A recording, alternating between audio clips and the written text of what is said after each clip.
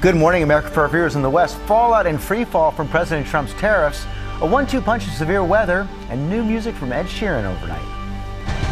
Wipeout. President Trump's trade war ignites fear. The stock market loses more than $3 trillion in value, the worst single-day plunge since the pandemic. Major companies set to be hit hard as the president defends his tariffs, claiming it's all going according to plan. Major shakeup at the National Security Agency. The director and deputy director fired. In addition to President Trump firing 6 members of the National Security Council after his Oval Office meeting with Laura Loomer, a far-right conspiracy theorist, and what she tweeted about the president overnight. Millions on edge. At least 42 reported tornadoes from Arkansas to Ohio. An EF3 twister in Tennessee with winds of 160 miles per hour. We are there live. Another EF3 in Arkansas as we head into day 3 of this deadly outbreak. Possible intense twisters colliding with life-threatening flash floods. Gendry is tracking it all. Breaking overnight, what we know about the Michigan couple released from a Mexican prison after being held for a month over a timeshare dispute. Baseball breaking.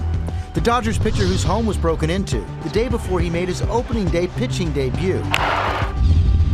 Checking in to the White Lotus, the surprising behind-the-scenes details ahead of this weekend's big season finale. And new music from Ed Sheeran overnight. Plus, what Miley Cyrus released as we get ready to dance into the weekend at the Big Dance. Will Reed is live in Tampa, Florida.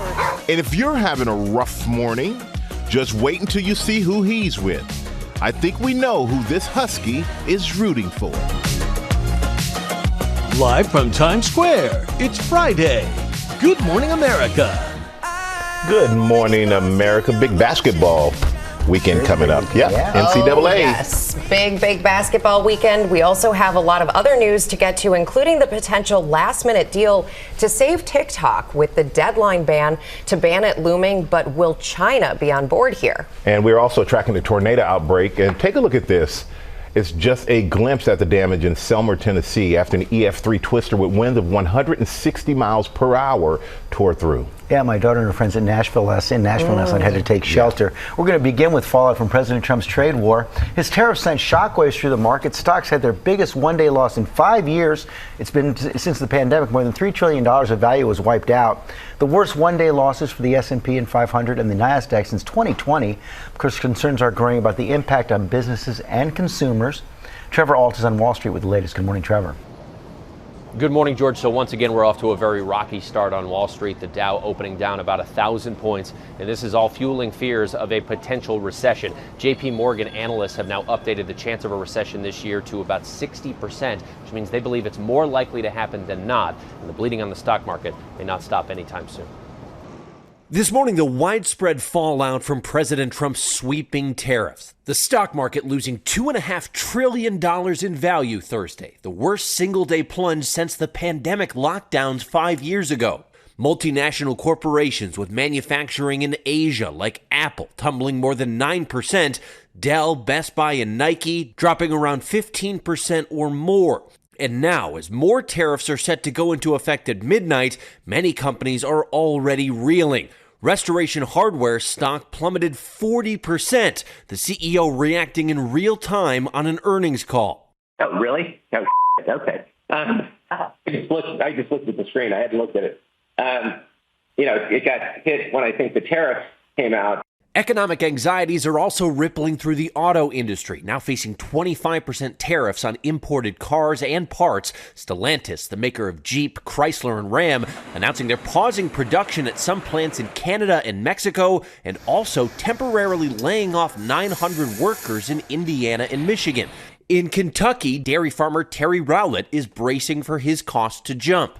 A lot of the equipment that we use, they come in from overseas, so that increase the amount we have to pay for our parts and so forth for our dairy. And a manager at this wine import business in San Francisco states it plainly. It's the American importer that pays the tariff, and that is an additional cost that either has to be eaten or passed on to the consumers. though some feel the change will be worth it eventually. It's going to be a hard adjustment for a lot of people, but I believe in Trump. And we're also seeing other nations begin to take action against these tariffs. China announced this morning in retaliation they will be imposing an additional 34% tariffs on all goods that they import from the United States. Michael? Yeah, it seems like this may escalate even more, Trevor. Thank you so much for that. We're going to go to our chief White House correspondent, Mary Bruce, with the latest on how President Trump is reacting to the fallout from his new tariffs and the emerging trade war. Good morning, Mary. And Mary, the president insisting everything is going, quote, very well. Yeah, Michael, good morning. Well, the president is taking this all in stride. He is equating the economy to a sick patient that is now healing and arguing that his tariffs are the cure. This morning, with the markets plunging and America's allies reeling, President Trump undeterred, defending his tariffs, arguing this is all going according to plan. I think it's going very well. It was an operation like when a patient gets operated on. And it's a big thing. The president, who previously admitted tariffs could cause some short-term economic pain, now painting only a rosy picture. The markets are going to boom, the stock is going to boom, the country is going to boom. But Wall Street firmly condemning Trump's efforts to reshape the global economy, markets tumbling. Trump is touting trillions of dollars in new investments in the U.S. as he promises his tariffs will spark a renaissance in American manufacturing. But even he now admits that could take years. They can build them fast, but they're still very big plans. So I'd always say it would take a year and a half to 2 years. The president making no mention of what happens in the interim. Economists warning American businesses will pay more to build products here than overseas, costs that will be passed on to consumers. The president's top aides out in force, brushing off concerns about skyrocketing prices, urging Americans to have faith in the president. You got to trust Donald Trump in the White House. That's why they put him there. Let him fix it. Democrats blasting the president's aggressive across-the-board approach. Trump even tariffing islands off the coast of Antarctica that don't produce anything, one that's mainly inhabited by penguins. Donald Trump has single-handedly created a financial forest fire. Our closest allies are sounding the alarm. French President Emmanuel Macron saying Americans, be that businesses or the people, will come out of this weaker and poorer. And Canada, our ally to the north, now sounding more like an adversary. Well, this is a tragedy. It is also the new reality.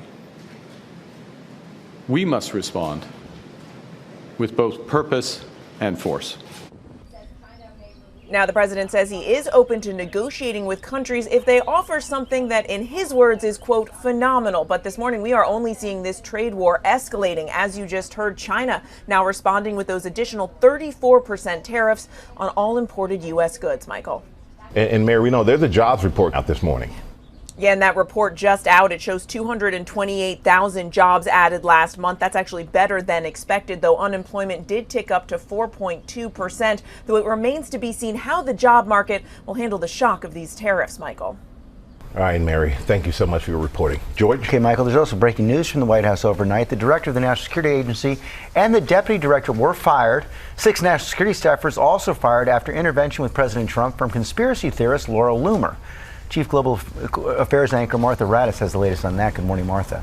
Good morning, George. The National Security Agency is one of the most powerful intelligence agencies in the country, and the general in charge, one of the most experienced. But this morning, that far-right activist and conspiracy theorist Laura Loomer saying she advocated for the firings.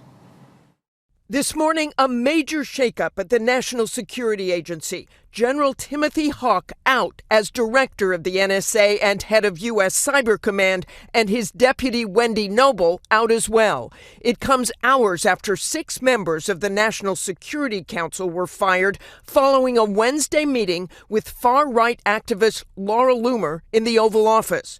Loomer, a close ally of President Trump's, reportedly urged the president to purge any staffers that she deemed not loyal to his agenda. She makes recommendations of things and people, and sometimes I listen to those recommendations. But the president denying that she was responsible for the firings. Overnight, however, Loomer posting on social media, appearing to confirm she was involved in at least some of the firings, saying that General Hawk and his deputy had been disloyal to President Trump. That is why they have been fired, going on to thank the president for being receptive to the vetting materials provided to you, and thank you for firing these Biden holdovers. Democrats blasting the administration and demanding answers. Congressman Jim Himes saying Hawk's firing makes us less safe. General Hawk was traveling when he got word. He has had no comment. Loomer claimed he was handpicked by former chairman of the Joint Chiefs, Mark Milley, and that Wendy Noble promoted DEI. Rebecca? Some very significant changes there. Okay, Martha, thank you. We turn now to the deadly multi-day life-threatening weather event. Millions are bracing for another round of possible intense tornadoes. We're going to get to Ginger in just a minute. This is far from over. But first, Morgan Norwood is in Selmer, Tennessee, where they're picking up the pieces after a powerful twister tore through that city. Good morning, Morgan. Rebecca, good morning. Powerful indeed. An EF3 tornado packing winds of up to 160 miles per hour flying through this neighborhood here in a matter of seconds. Look what it did to this home. You can see right through it. Pictures hanging on the wall still. You've got this family's belongings just strewn across the front yard. But aside from the debris, these power lines creating another layer of danger to this storm. And then if you take a look here, you can see this car just tossed around like a toy. I mean, throughout this town for miles, you will find scenes just like this.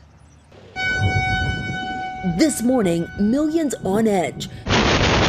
The same state slammed by deadly tornadoes, now bracing for round two as that relentless, once-in-a-generation weather event strikes again. At least 42 reported tornadoes with the system, killing at least 7. This terrifying EF3 twister in Lake City, Arkansas, with winds up to 150 miles per hour. Hunter George capturing the moment it barreled toward him, lying flat in a field trying to survive. I got up one time trying to run, and I couldn't. It almost sucked me up. I really thought I was going to die. Abby Hansen showing what's left of her home after that same twister tore through. It's been destroyed in the top of the roof. In Selmer, Tennessee, a different EF3 tornado with winds up to 160 miles per hour slicing through the town.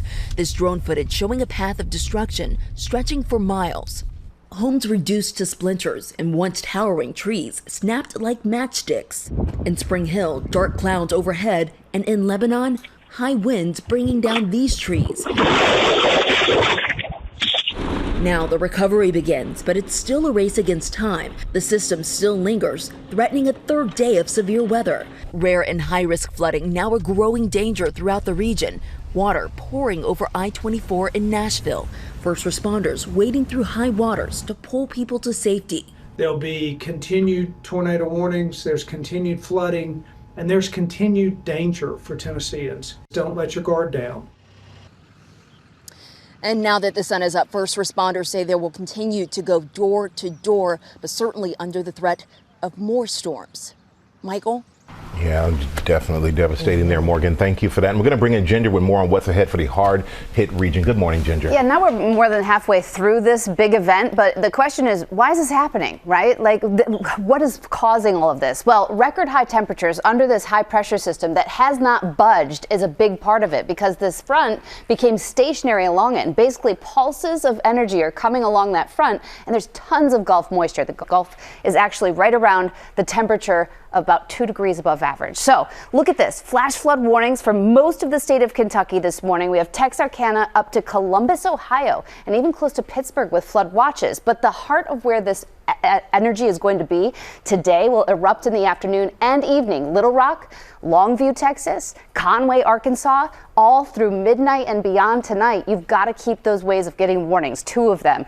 And then here's a look at that outlook today for the moderate risk. That's a level 4 out of 5 for those tornadoes. And then we've got the flash flooding. This goes through tomorrow, too, which I'll have coming up. So be on alert, and 2 ways to have the warnings. You got it. Ginger, as always, thank you. We're going to turn now to the TikTok countdown. The U.S. ban is supposed to go into effect tomorrow, but the Trump administration is now considering a deal that could let China keep control of the app's secret weapon. Whit Johnson is here with more. Good morning, Whit. Hey, Rebecca, good morning. Yes, it's a last-minute scramble as the clock ticks down on TikTok and the more than 100 million American users who are eager for a resolution here. President Trump says we're very close to a deal, but it appears unlikely that the specifics can be nailed down in the next 24 hours. So instead, sources tell ABC News the Trump administration will likely pursue another executive order that would avoid a ban and extend the deadline to reach an agreement. We're also learning the White House is considering a move that would save TikTok by having a U.S. company lease the algorithm, basically that secret ingredient that makes the app so wildly popular. That would leave TikTok's Chinese parent company ByteDance with a minority stake and in control of the algorithm, but theoretically with American checks and balances when it comes to security and privacy. And we know there's been a flurry of bids from companies like Amazon, AppLovin, and a group that includes Oracle. But even if President Trump approves the deal, China still has to sign off too, guys. Yeah, Congress might have a say as well. Okay, Whit, thanks very much. We're going to switch gears now. Final four. Women tip off tonight. Men play tomorrow. Will Reeve is in Tampa. Women's games are going to take place there. Good morning, Will.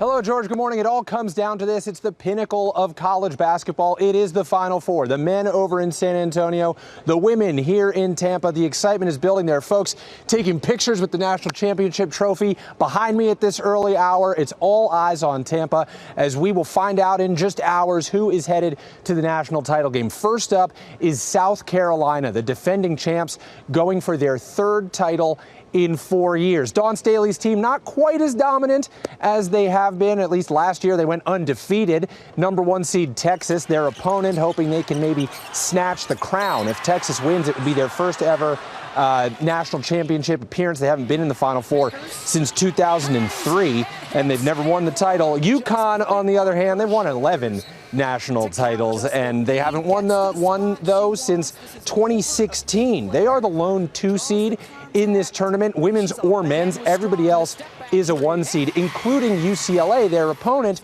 who is an underdog. So maybe the Bruins use that as motivation to make it to their first NCAA title game in program history. They're going to need something approaching divine intervention, though, to stop UConn superstar Paige Beckers. And a quick trip over to San Antonio to preview the men's. We've got Florida, Auburn. It's all 1 seeds over in the men. Auburn, the number 1 overall seed. They've never been, though, to a national championship game, whereas Florida has won back-to-back titles in 06 and 07. Then there's Houston. They haven't been to the Final Four since 2021, but they've been looking great. They got to play Cooper Flagg and Duke, who've been dominant. But tonight, all about the women's Final Four starts at 7 p.m. Eastern right here in Tampa on ESPN.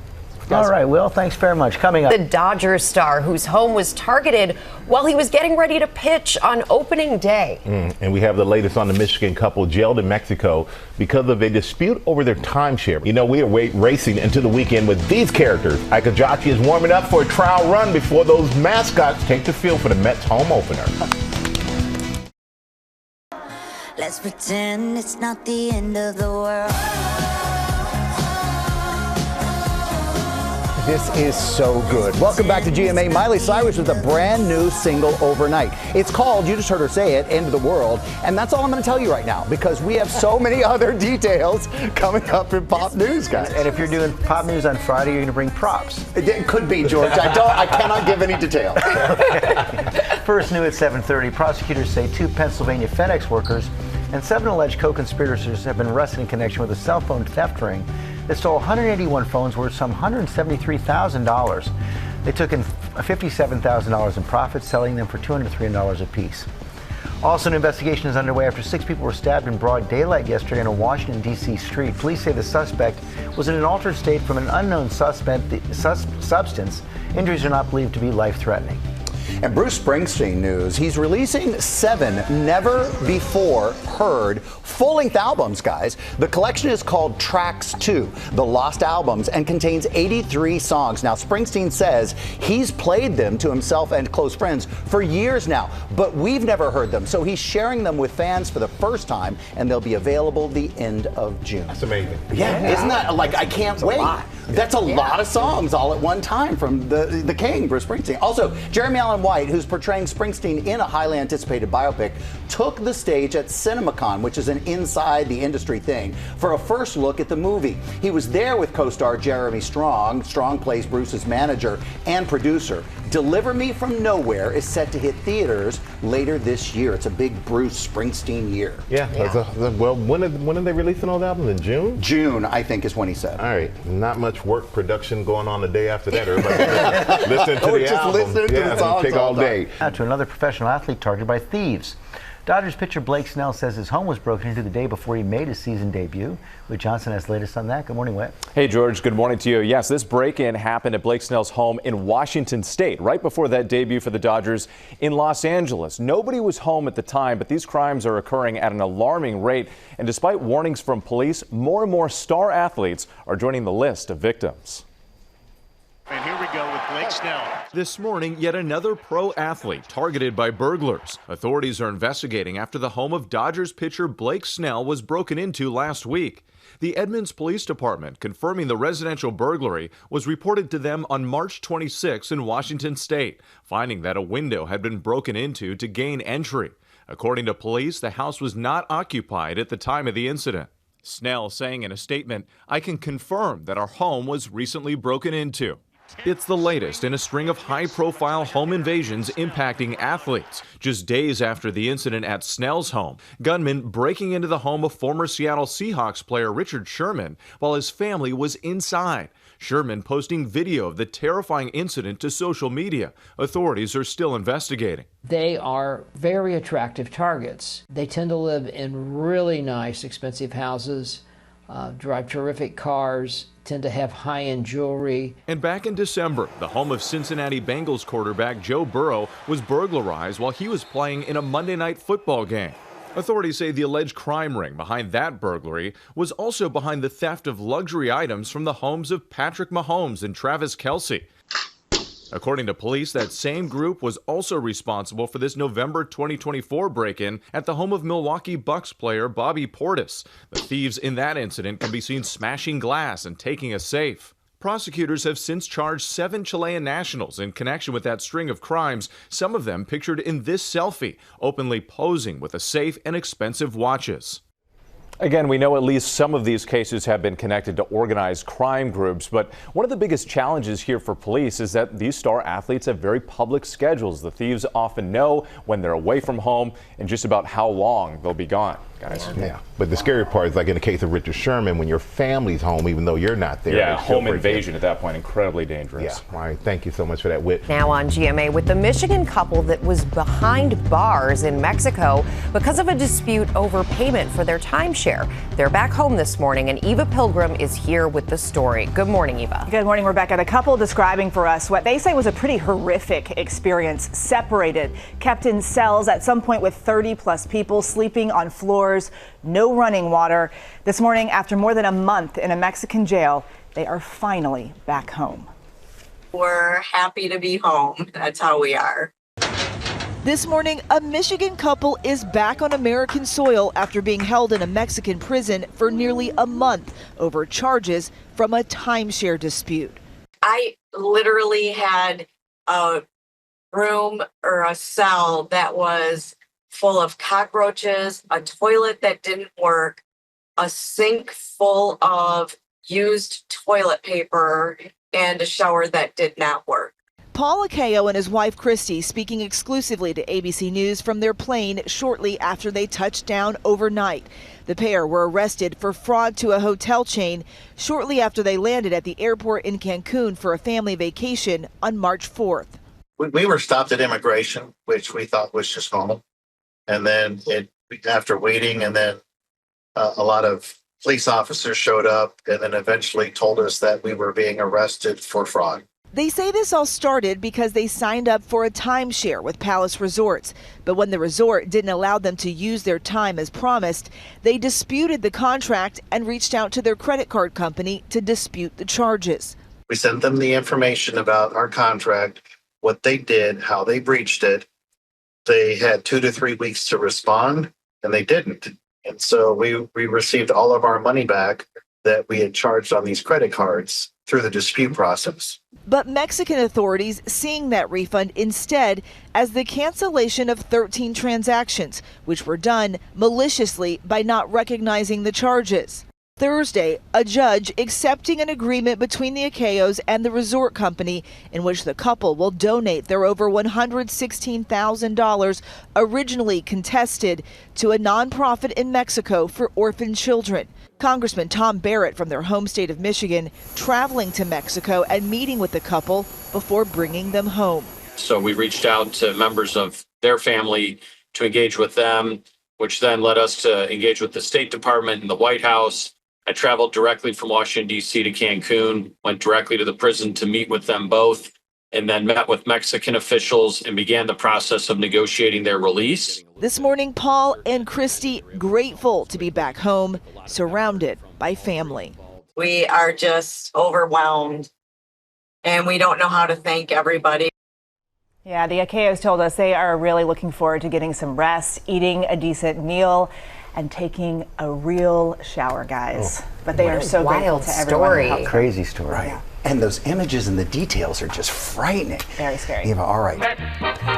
Oh, I remember. You remember that song? If you live here in New York for a while, you do. Back now with our play of the day. That's the classic New York Mets theme song. And this morning, we're meeting more than just Mr. Met. The mascots, there's 5 new ones. The team recently unveiled the new Borough mascots. Now, this season, they're going to be competing in races between innings, just to keep things exciting. Now, I think we can call this an exclusive. We're giving them a trial run before their opening day race. Let's go to Ike Ajachi outside Citi Field. Hey, Ike, this is an exclusive, right? It's an exclusive just for us and really just for me of how much of a Mets fan I am right now. Listen, I'm here with the new Mets posse. They are pumped for their first ever race today at Citi Field for the home opener, and they're representing all 5 boroughs of New York City. So let's meet them, right? We got ourselves the Skyscraper, soaring high, representing Manhattan, the Pizza, representing Brooklyn. We got our ferry over there making waves for Staten Island, our Giraffe, obviously that's a shout out to the Bronx Zoo, and of course our subway car with the pigeon on top. That's for Queens. Guys, you ready for our race? We want to see what you guys can do, all right? You ready? 1, 2, 3, go! Oh, we got the subway car, early lead. Oh, Skyscraper, he's coming. And photo finish, the subway car making it. How about that? Queens coming out on top. That was a little preview of what we'll see tonight at the home opener when they take on the Blue Jays. It's going to be a fantastic time. I'm going to be there. You'll be there. And they'll be somewhere there too. Oh, wow. Okay. Pretty good. Pretty good. Job, and the Mike. weather clears up too, so it's a little bit drier for it just in time. That's good. I was expecting kind of that sumo suit situation when they bump into each other and get knocked over. But we're looking forward to more of that. Thank you so much, Ike. Coming up, Laurence Fishburne is here telling us all about his new movie. The Amateur. Oh, yeah. Good morning, America. It's 8 a.m. Wipeout. President Trump's trade war ignites fear.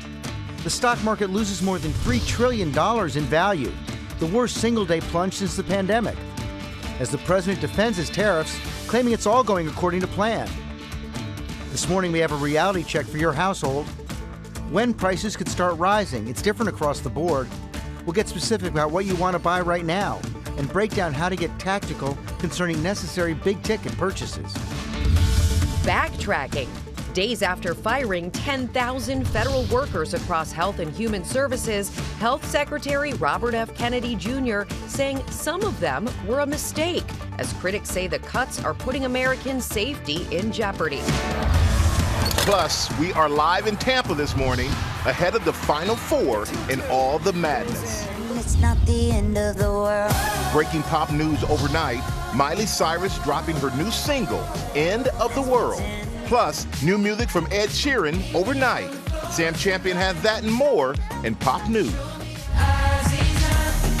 And Laurence Fishburne is here live. You can't do what I do no matter how much I train you. As we say, good morning, America. Live from Times Square, it's Friday. Good morning, America. Good morning, America. It's always great to have Laurence Fishburne here with us in the studio. And Will Reed, he is in Tampa, the place to be for the Final Four. The women's team facing off tonight. And look who's there with Will, the mascots for the 4 teams, including Jonathan, the real Husky from UConn. Paige Beckers, go Paige. Will's going to break down the big games just ahead. I put my finger on the scale just a bit. Jonathan would win the mascot race. Yes, well, there's that. That's pretty safe. First look at the top stories breaking today. We start with the confusion over the mass layoffs at the Department of Health and Human Services. Secretary Robert F. Kennedy Jr. admitted that some workers were mistakenly fired. Senior political correspondent Rachel Scott is at the White House with the story. Good morning, Rachel.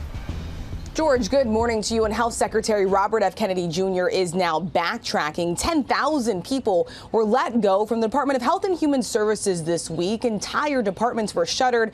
But now Kennedy admitting some people were fired by mistake. This morning, Health Secretary Robert F. Kennedy Jr. telling ABC News some of the 10,000 people who were fired were cut by mistake. There were a number of instances where studies that should have not have been cut were cut, and we've reinstated them.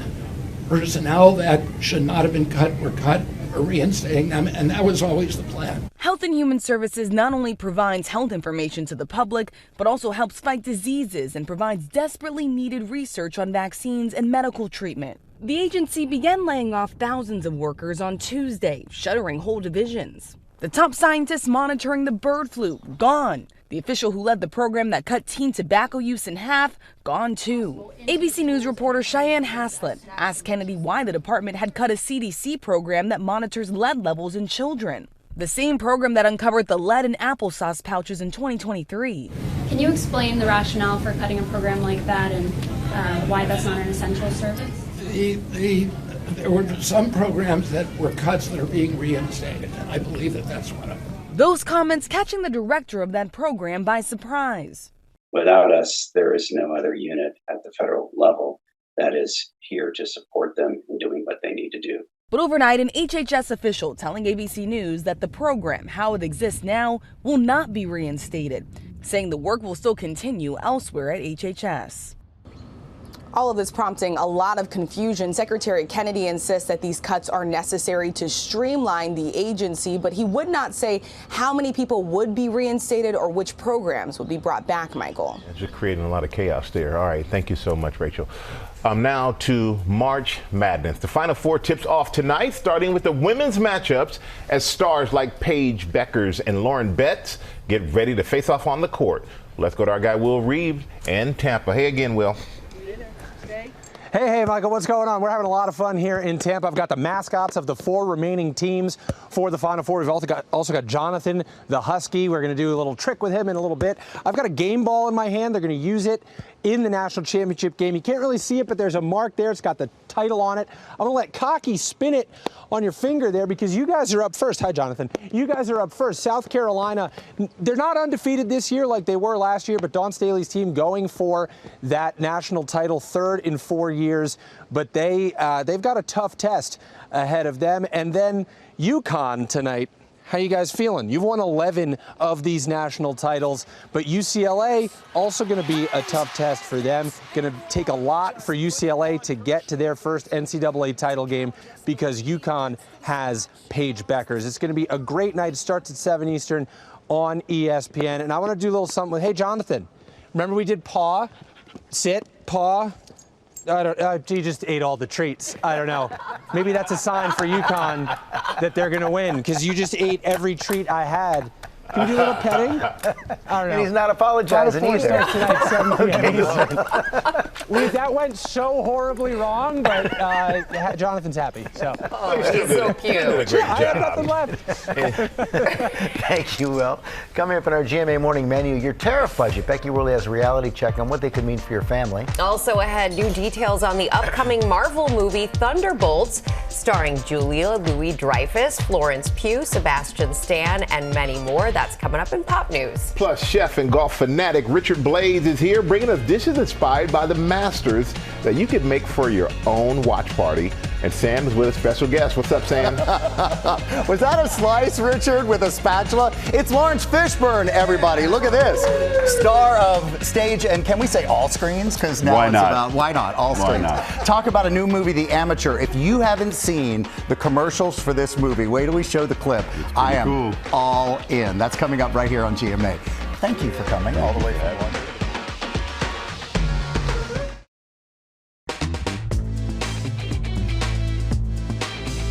We are back with our GMA cover story, how President Trump's new tariffs could impact your family budget.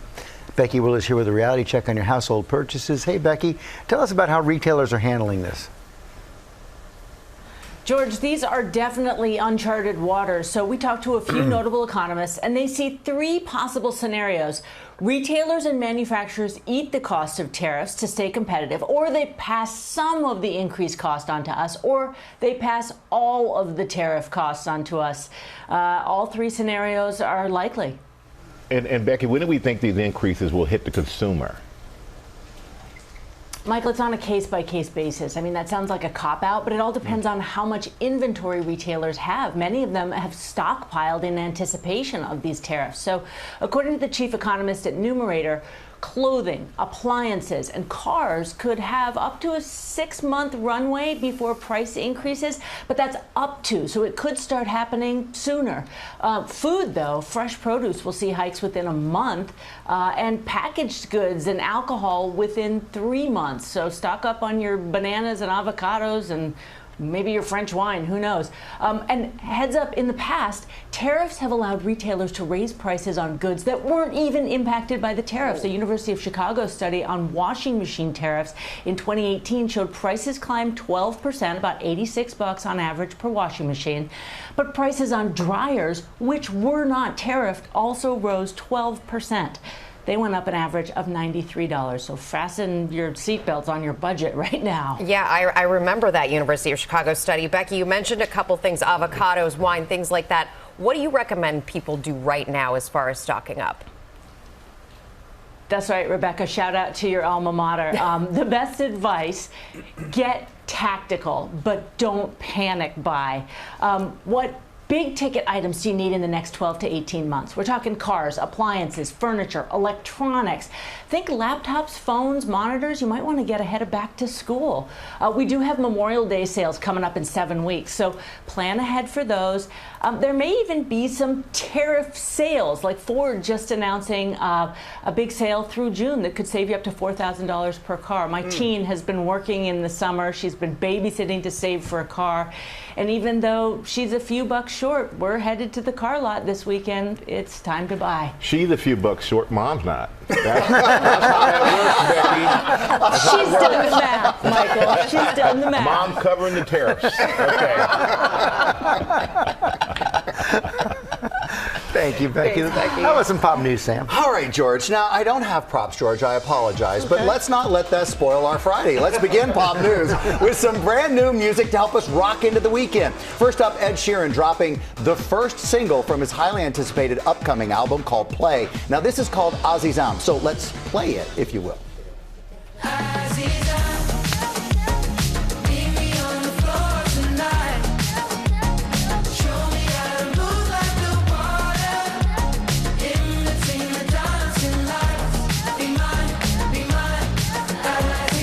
That is good. Going on my cardio playlist, I could work out to that. That's really good. And you may have actually seen him shooting this video because he shot it all over the U.S., from New York to New Orleans to Nashville and to Boston. Also releasing some new music overnight, by the way, Miley Cyrus, giving us a song from her upcoming album. You know how I love Miley. Something Beautiful. Watch this.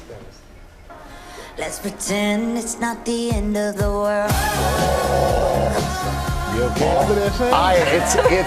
It is everything I want from Miley. I know. I can't help it. I growl when Miley's playing. All right. That song called End of the World, it's streaming right now. Also something else that you can stream this weekend. Because I just want you to feel full, right? Elton John and Brandi Carlile's new album. Now, they teamed up for Who Believes in Angels. Listen to the whole song. Read the reviews this morning. They're all amazing. That is also out today. Now, time to check in to the White Lotus, if you will. Yes. And if you know anything about the White Lotus, you might not check out. But let's just check in right now. The hit series, known for its theme song, exotic and luxurious locations and twisting plot lines, is headed for its season 3 finale. That's happening this Sunday. And now we're getting some surprising new behind-the-scenes details as the stars are featured on the cover of The Hollywood Reporter. Now, producers confirming to the magazine that the salaries of the actors are all the same, $40,000 an episode. episode, which is fair, I guess, totaling $320,000 for the 8-episode season. Producers saying here's why. It's not negotiable. You're getting people who want to do the project for all the right reasons. And the show's creator, Mike White, is teasing Sunday's finale. He himself calls it epic, and saying that he hopes that show sticks the landing. So we'll see. Just last month, you may remember Natasha Rothwell joined us right here in the studio saying that if she survives, if she's able to check out, she's all in for coming back to season 4. We will find out all about this on Sunday night. Have you binge watched, or are you in? It's hard to see how he's going to hit that mark on the finale. Yeah, it's going to be wild. Yeah. I love all the theories. I go down that rabbit hole online looking at everything because I have my own theories. I hope Belinda lives. We took our daughter Harper to dinner Saturday night, and she ran through every TikTok theory. But nothing's better than falling off the yacht and dying before you get into the boat, like the last one, right? That was epic. Oh, all right. Yeah. This morning, get ready for some not-so superheroes to take over the big screen. The cast of Marvel's Thunderbolts took on CinemaCon in Las Vegas last night to get fans pumped up about the movie. But first, David Harbour had to get the cast to the venue in character with a Red Guardian-inspired limo. If you need to rent a limo, this one's for you. Check it out. I just learned a good time. I have a learner's permit. There you go. It's everyone. Have a lovely time. If you were around in the 80s and 90s, that is not surprising. If you weren't, seeing that car is everything. The studio also released a new behind-the-scenes video giving the inside look to the making of those epic stunts. Now, the intense fight scenes, I know, I can hear the whole studio going, ooh, ow, that hurt. That's cool. They also debuted a brand new movie poster, Thunderbolts, hits theaters everywhere on May 2nd, and tickets go on sale this Monday. Can't wait. We're not done yet. Excited about We're not done. There's more. I can't even believe it, but here you go. Finally this morning, I'm staying strong with our baby animal beat. This is not so littlest member of the Sacramento Zoo's Maasai giraffe family. She was born a little over a month ago, and for the last few weeks, the public has been voting on her name, deciding between Gumdrop, Sumi, and Monica. I actually need that we have a real beat. I need a graphic. I need music for the baby animal beat on GMA. We need to do all of that. I like Gumdrop, by the way. Do you? I think that's a cute name for her. All names hold significance to the zoo's community. So drum roll, please, on the laptop. Laptop drum roll.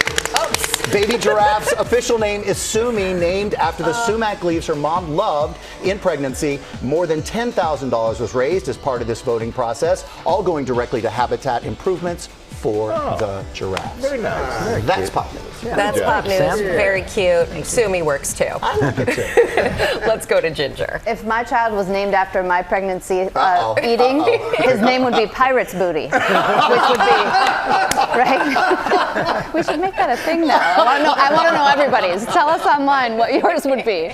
All right, now to one of our favorite chefs who posts almost as many videos of golfing as he does cooking. Nothing wrong with that, because I love golf, man. I'm a golfaholic.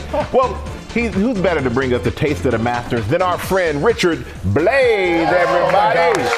And you brought 3 dishes with you, which are inspired by the Masters, the event that you could make these at home, though, which I love. Yeah, listen, the Masters is right around the corner. Amen corner, you know. Amen corner, I love it. And I love going down to Augusta. It's a special place. It's fun to watch it on TV. You don't even, sometimes you can't even get the sense of the beauty until you're actually on the grounds. Yep. But I'm a big fan of the Masters, big fan of golf. You just admitted to me that you're a single-digit handicap, so I got some friends protesting that right now. I think there's a match on the way here, Mike. But listen, the taste of the Masters, this is a way to celebrate at home with some of the iconic foods of the Masters. Well, you're a fan of golf, you're a fan of the Masters. We're fans of your food. Yes, right? yes, so exactly. We're going to start. We got Sam, Rebecca, and Ginger. They're already in. They're in. Okay. I was supposed to say go. Yeah. You 3 already eating. I was going to say. You're going to show us how to make this. This is a pimento bacon cheeseburger. This is a pimento. Listen, the pimento cheese sandwich is, of course, when you talk about taste of the Masters, it's an iconic dish, right? Okay. $1.50 for a sandwich. right? Ooh. Really, really amazing. So what we're gonna do is, can you do me a favor, smear some of that pimento cheese on there. I'm gonna start cooking these burgers down here. Salt, pepper, a little bit of garlic. Pimento cheese, I mean, does it get better than pimento? By the way, you're on the back nine already over there. Like, we're just starting over here. They're already going. Okay, so we're gonna cook that, but it's a great way if you don't like just the pimento cheese, which I don't know why you wouldn't, to add it to the top of a burger. Put some bacon on top of it. Yeah, put some more on it. You want it to just sort of melt a little bit. We got a toasted bun over here, and then it's just pretty simple. We're just gonna move these burgers over to the bun. It's ready to go. Maybe a little squirt of ketchup, Michael, right on there. Okay, right on the top. I like it. I like it. Okay, get that umami in there. Damn. There's our pimento cheeseburger, okay? So now I'm also gonna admit that the last time I was at Augusta, I had 5 pimento cheese sandwiches back to back to back to back to back. You have to, they're $1.50, they're delicious. Well, eventually your stomach will fill up before your pocket, you ran out of money. This is true, this is true. I actually took the wrappers home. That's how special Augusta is. Yeah, they make everything green, so if it drops on the ground from the TV angles, you never see a wrapper because oh my God! Yeah, no, it's a special place for sure. Now this is one of my favorite things: pulled pork. It is. It is. You also have some fresh spring coleslaw. Yeah. So listen, the pulled pork sandwich at Augusta, again, really, really special. And Taste of the Masters, you can get this food. Just get the pulled pork delivered to you. And this is sort of riffing off of a classic slaw. You can do this. Dump all of this stuff in here. So a little salt, a little pepper, and this is more of a Southeast Asian slaw. So keep it really nice and fresh. You got basil and mint and cilantro, a little fish sauce. And then put this lime juice in there, Michael, and we're just gonna mix it up. I'm gonna pop on the other side of you, and we're gonna sort of start plating our pulled pork sandwich, right? So again, you can just eat this right on a bun and you'd be fine, but we have a baguette over here. How does that smell, by the way? Doesn't it smell really, really good over there? So you have this sort of mashup, and I love sort of doing this where you have like every culture's got like delicious slow cooked meat and this fresh sort of slaw. That, by the way, yours looks better than the one I did right before you came out here. Like, you are a single-digit handicap. You look at this, guys. Michael Strahan is cooking on the golf course and in the kitchen. Well, you know, you can't forget to put a little sauce on the bun. Whoa! You know what that is? That was a little club twirl right there. That's a little club twirl right there. Okay. All right, so now we're moving on. By the way, how are we doing over there? It's been really quiet. Because it's delicious. You're giving us the golf commentator, like, real, like, very We'll do the quiet clap. Right. I was going to ask him a question what he was eating, but I was like, that would be rude. All right, moving on to probably my favorite part of the day, the iconic, the Taste of the Masters egg salad. You can get it as a sandwich, but what I did was pay homage to the Masters Champions Dinner that is a couple nights before the tournament. The winner of the previous year gets to design their menu. And these are 3 deviled eggs topped with that egg salad that represent the last 3 winners. So we have over here, this one right here, this is John Rahm's. This is going to be, some Spanish ham and a little bit of paprika. We're paying sort of respect to Spain. We go over Hideki Matsuyama over here. We got some tuna tataki with a little wasabi, a little pickled ginger. And then, of course, we got Scotty Scheffler, just the American boy. Texas boy. He's got some pulled pork on there, a little bit of crispy tortilla chips and cilantro. Come on, let's go. I think we got to get the Strahan deviled egg in here very soon. I tell you, if I win the Masters, you're talking about, apparently that's never, the way Sam is laughing, he realizes that's never happened. Oh, boy. I gotta say that. Ginger said the egg changed her life. The wasabi one changed my life. I'm doing deviled eggs like that all the time. And now deviled eggs will never be the same. Great tips. We can't wait to use them. You can see all these recipes on our website. And ESPN's coverage of the Masters begins Wednesday with the par 3 contest at noon, and then continues Thursday and Friday, all on ESPN. Coming up, Laurence Fishburne. You saw him, but he's coming back. We'll be right back. I'm coming to your house. Good. I mean, quiet over here. No, the pulled pork is some of the best pulled pork I've ever had. And I'm from the South. A center of Japan, the biggest capital of Tokyo. Yes. In New Orleans, Mardi Gras. Yes. You go to electronic music. EDM. Oh my God. A rave. How did she get that? That was Rachel Dratch. She's on the next episode of $100,000 Pyramid. Also, actor and comedian Rob Riggle, Lunel, and Fortune Feimster. You can see the $100,000 Pyramid on Sunday at 10 Eastern, right there on ABC. That looks like a fun show, I guess she goes to a lot of raves or something. It's a fun show, and we got some great competition coming up, so hopefully everybody will check that out. But we are joined now by Emmy and Tony award-winning actor Laurence Fishburne. Yeah, give it up for Laurence Fishburne, everybody. Thank you. Thank you. Well, thank you for being here in his latest project, The Amateur. He's playing a mentor to a CIA hacker who heads into the field to avenge the death of a loved one. And it's great to have you back here on GMA. And tell us about the film, but I heard you The Amateur, but I heard you also did some of your own stunts. Yeah, I mean, The Amateur is me, Rami Malek, and he's a CIA guy who loses his wife. He's an intelligence gatherer. He's an analyst, and he wants to get training so he can go into the field and, avenge his wife's death. So they give me the opportunity to train him, and I'm very clearly in a place where, like, you're not field material. You belong right in the desk, and I'm going to do my best to make sure that you live longer than 18 seconds. So, how is it doing your own stunts, though? Oh, it's great. I mean, all of my experience with things like The Matrix and some other things that I've done prepared me for the action in this. Yeah, I mean, and we heard that working with Rami was a big draw for you. Yes, I've been a huge Rami Malek fan for years and years and years. We met when he was preparing for Bohemian Rhapsody, and this project came along, which he's also a producer on, and they asked me to join, and I was like, absolutely, where do I sign up? Let's take a look. Yeah. You surprised me, Charlie. I can't tell you how rare that is, but it ends here. There are no 3 volley salutes in this work. We're the John Does that get found in the dumpster if we get found, which you won't. Oh, you play that tough guy so well. We were just talking a minute ago about Morpheus and The Matrix, and I guess it inspired Michael in a major way.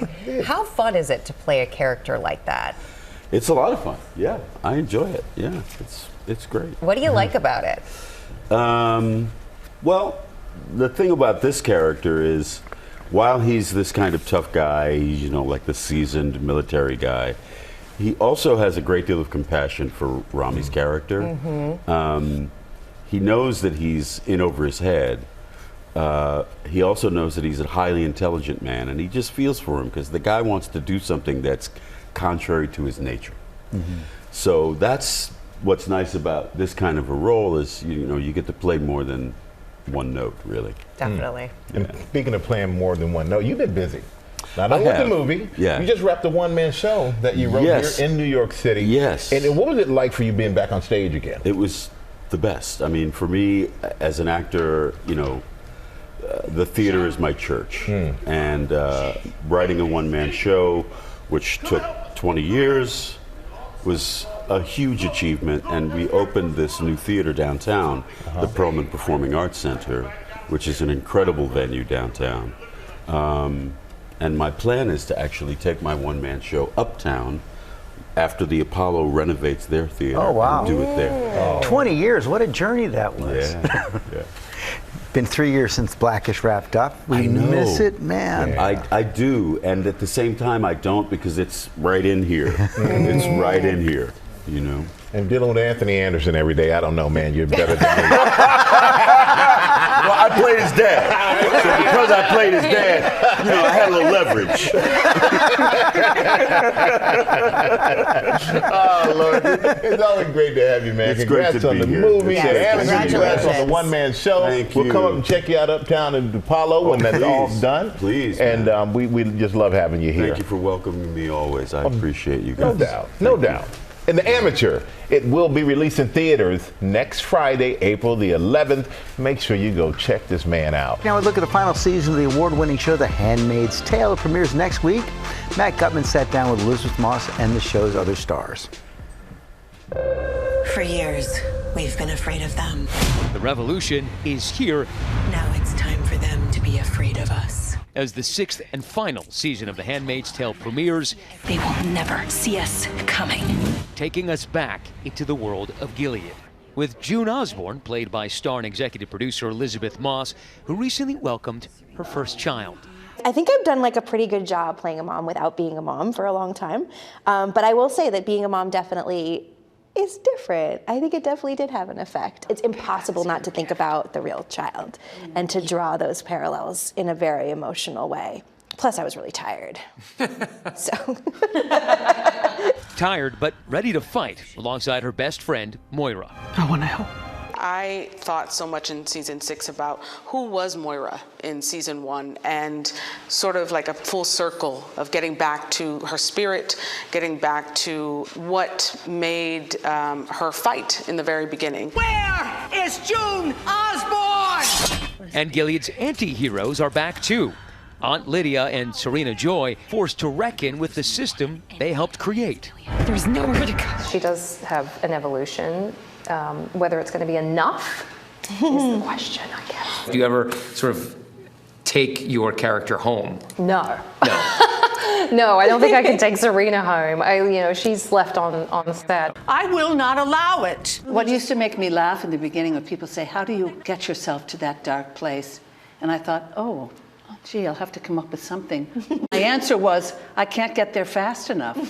I mean, these are wonderful characters to play. But at the end of the day, we don't bring the consequences home. In the current political climate, the red-cloaked army of women taking on meaning outside of the show. It's a symbol of resistance for women. Yes, and I think exactly. that's one of the huge. major lasting impacts that the show has had. It's created almost a movement. It's an iconic color, and yes, it has become aligned with politics, So whether we anticipated it or not, which I don't think anyone of us could have to this degree. This is the beginning of the end. The show stars reflecting on the 9 years they've spent making the award-winning series. What are you going to miss most about the show? I mean, obviously the people. We have so much fun on set. As a director, I can speak to the fact that it's like herding kittens sometimes. People are like, how do you let it go? It's so serious. And I'm like, I would love for these guys to be serious for a second so we can shoot a scene. Oh, that's funny. I'm going to miss Moira a lot. I've never played a character for this long. And I'll miss June, and I'll miss Serena. For Good Morning America, Matt Gutman, ABC News, Los Angeles. Let the revolution begin.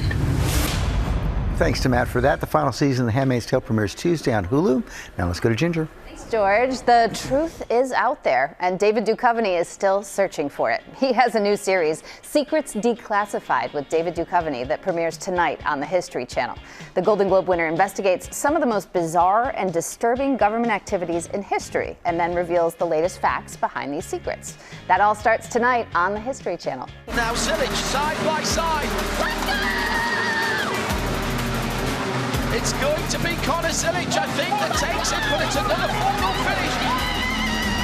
We could hear it, but we couldn't see it, Shay. All right, coming back, we turn now to the high-octane world of racing. As you just saw, a little snack from Prime Video's new docuseries, First to the Finish. They're speeding toward their final explosive episodes, all about the young people who boldly kind of go after their dreams, just like you did, by going into racing. This segment is sponsored by Mazda, by the way, and we're standing here by one of their racing cars. Also here is team owner and former driver and championship winner a lot, Shay Holbrook, to tell us all about the exciting sport. Welcome, by the way. It's so nice. Thank you. I appreciate it. I'm so excited to talk about First to the Finish. I'm so excited to be here with you. You're a lot of fun. So the drivers in this series are getting geared up for the MX-5 That's right. Cup Championship? That's right. So we have a new show called First to the Finish, premiering on Prime Video, and it's all about the high stakes episodes of the Mazda MX-5 Cup. It's a 6-episode series. We are so excited because we're showcasing what Mazda refers to as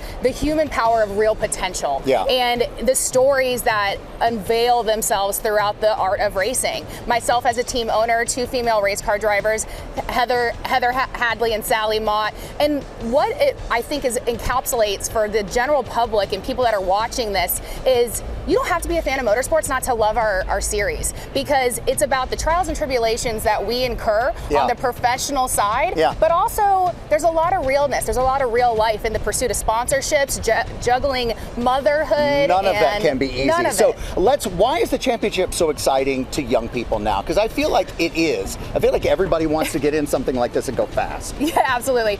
Well, the Mazda MX-5 Cup, it is the most competitive series in the country right now, and all racing drivers of all disciplines want to come race here because they want to prove themselves along the way. I mean, we have drivers, as you've seen in the clip, Connor Zilic moving from the MX-5 Cup to NASCAR, Heather Hadley and Sally Mott moving on into other potential areas of motorsports, but this is the proving grounds for championship contention, female and male drivers. So we just saw a little snack, but let's see a clip. This is the most competitive single make any form of motorsports in the country right now. So you're competing against some of the best. Give yourself some grace. Women are programmed to not ruffle any feathers, to be polite, but in racing, you don't have that option. You have to voice your opinion. You guys are going to do something special. Mazda doing something special for future racers, but I first want to talk a little bit about this car. This is like cars that you have been in, right? This is like cars. You know, I have a 16-year career in the industry, and as you're getting, there's no way, Shay, I can't. There's one leg down. And that's it. I'm so fortunate. I've become a titan of my industry. You know, I am the girl next door with humble beginnings, and if I can do it, anybody can do it. You are. All right, so what's this amazing thing that you guys are doing for folks who want to get into the future of racing? Well, Mazda partners with Women in Motorsport North America, and today I'm so excited with the launch of our show, First to the Finish. We are going to be donating to the Women in Motorsport North America $25,000. Oh, wow. To the 2025 Shiro Award. Yeah. And it's to inspire the next generation of female drivers that are championing in their sport and leaders in their industry. I actually think you do that already, but it's nice to get the extra cash for that too. Shay, definitely. It was such a joy to meet you. This was one of my favorite moments of the morning. So thank you so much for sharing. Save the best for last. Yeah, First to the finish. Yeah. And thanks to Shay and thanks to our sponsor Mazda. You can tune in for the final 3 episodes of First to the Finish, April 15th. That's all on Prime Video. Coming up, Stranger Things star Finn Wolfhard is here to tell us about his new movie and the final season of the show. Now, if I wanted to get in, you just slide in that way? You should do it. You want to get in? I honestly don't think I can, Shay. Welcome back. You know him as Mike in the blockbuster series Stranger Things, and now Finn Wolfhard has written, starred in, and co-directed his first feature-length movie, Hell of a Summer. It's a horror comedy set in classic summer camp. It is so great to see you. Thank you so much. Welcome, Yeah, and congratulations. We're going to get to Stranger Things in a minute. Huge success there, obviously. Of course. But this was a dream of yours to create this. It totally was, yeah. What a very, very, very young age. I would say like even 4 or 5, like anytime I saw a camera or a video camera, I would want to, play with it and film stuff with it. So filmmaking was always a real interest of mine. And I was lucky enough to grow up on a bunch of sets as a young actor and take a lot of notes and learn a lot of lessons from great directors that I worked with. And so, so it's a pretty amazing thing that I got to co-direct this film. And let's take a look at a clip. Yeah, I'm just surprised because last year you said you weren't coming back. Right, but... You were like crying. I don't think I was crying. You were definitely crying. You were like sobbing. You gave that end of an era speech. Okay, but the point is, like, I'm back and I'm better than ever, so... So this is a slightly aging camp counselor who's coming back to camp. And then there's a killer on the loose, so it's kind of like this comedy coming-of-age horror story. Yeah, the thing we always sort of say is that it's a coming-of-age teen comedy that's kind of set at a slasher camp. So it's like interrupted by all of these kills, and we have some really fun, like practical effects and gore for the horror fans. But I mean, as you saw from that scene, it also at its core is sort of this sweet kind of coming of age like relationship comedy. Yeah, and there were some furry creatures, I guess, when you were there was we shot in a very remote Boy Scouts camp, like in the middle of nowhere. An actual Boy Scouts camp. A real Boy Scout. We took over a Boy Scouts camp, and in I would say, a few summers ago, and we got a bunch, like a family of raccoons had invaded the set. And none of us knew what to do because we're all sissies. And Matthew Finlan, who plays Ezra in the film, was like, no fear whatsoever, was like, hey, like went up directly to them and told them like, what's what, get out of here. He was like, he was like Dr. Dolittle. He was like, he was a real nature connoisseur, so he saved our butts a few times. Well done on his part, but there's no tagline or like asterisk at the end that says no raccoons were harmed while filming this movie. Yeah. Got to ask you about Stranger Things. Yeah, of course. So much excitement for the final season. Yeah. Anything you can tell us? Yeah, of course. Well, we wrapped around Christmas time. So you know what's happening. I do. In this story, I do. Obviously, Netflix would kill me if I said anything truly. We don't want that. But what I can say is that it was a year-long shoot, and it's an incredibly epic season. It's huge in scale, and we sort of get back to some of the sort of great character dynamics that the Duffers set up from season 1. So there's sort of a nice, even nostalgia for that first season. Nice. That's kind of built into the 5th season. So I think fans will be very happy with that. I got to ask quickly before we go. You grew up on set. Mm-hmm. You took something from the set, though. I did. Yeah. Can you tell us? Well, I took a few things, but the main thing I took was my bike from the first season. Yes, iconic. Yeah. So I couldn't not take that. So I took that, and there's a poster in the basement, in Mike Wheeler's basement, that's of the Thing, and I took that, and so you got some good stuff. I got for some your good life. stuff. Yeah, just that I can show my kids. You must show your children, Yeah. and I'm sure you'll show them A Hell of a Summer as well. Yeah. Such a project that's long in the making by you. Yeah, Congratulations. Thanks for being with us. Of course. And A Hell of a Summer hits theaters nationwide today. That was a good Friday, wasn't it? Yes. Yes, it was. Happy Friday. Have a great weekend, everybody.